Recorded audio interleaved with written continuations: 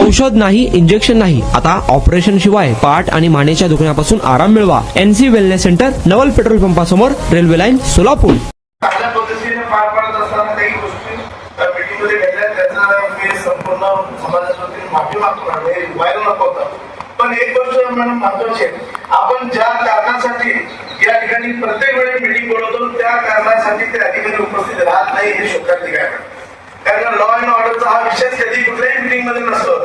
प्रत्येक मीटिंग मध्ये महानगरपालिका, MSCB, RTO याच्याच विषय असतो मॅडम. पण आजचे ते एवढी म्हणजे वाईट गोष्ट अशी आहे की एकही अधिकारी आज उपस्थित राहिले नाही. तर मला एक आपल्या माध्यमातून अशी विनंती करायची मॅडम, अशा अधिकाऱ्यांचा एक रिपोर्ट पाठवा. कारण काय आमची अपेक्षा अशी की कुठल्याही जाती धर्माचा सण असेल तर त्या ठिकाणी अधिकारी कर्मचाऱ्यांनी त्या ठिकाणी काम सुरू केलं पाहिजे. शिवजयंती असेल, बाबासाहेबांची जयंती असेल, पैगंबर जयंती असेल, हे ज्या रूटने जे जुलूस निघतात, मिरवणुका निघतात, त्या ठिकाणचे रस्ते असतील, गटारीची व्यवस्था असेल, ड्रेनेजची व्यवस्था असेल, याच्या संदर्भात काम करून अधिकारी इथे येऊन बसले पाहिजे. परंतु प्रत्येक वेळी तेच घराने आपण त्या ठिकाणी मानणं मलाही योग्य वाटत नाही. मागच्या वेळेस आपण सांगितलं होतं की एका सिस्टम तयार केला पाहिजे आणि ते सिस्टम मॅडम आजही ते अधिकारी उपस्थित राहिले नाही.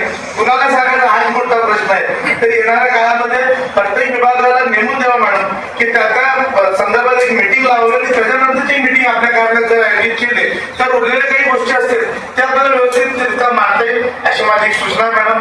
आणि राहिला विषय प्रत्येक वेळी प्रत्येक 50-60 वर्षाचा इतिहास आहे.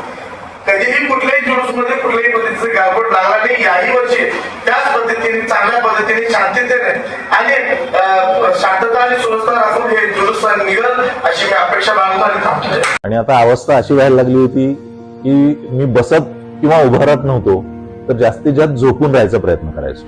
सलगपणे आपण एखादं काम करायला लागलो की बॅकमध्ये पेन येतोय.